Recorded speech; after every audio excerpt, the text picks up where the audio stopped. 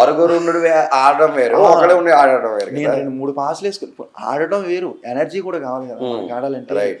అందులో ఒక భయం వస్తుంది, ఆడు ఆ మూల కొడతాడు, ఈ మూల కొడతాడు.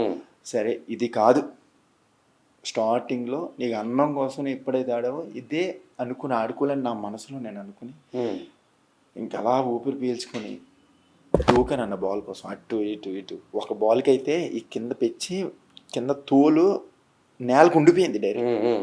ఈ పెచ్చి దానికి ఉండిపోయింది. బాల్ని ఇలా కొడితే ఈ బ్లడ్ అంత వచ్చి బాల్ మీద పడ్డది.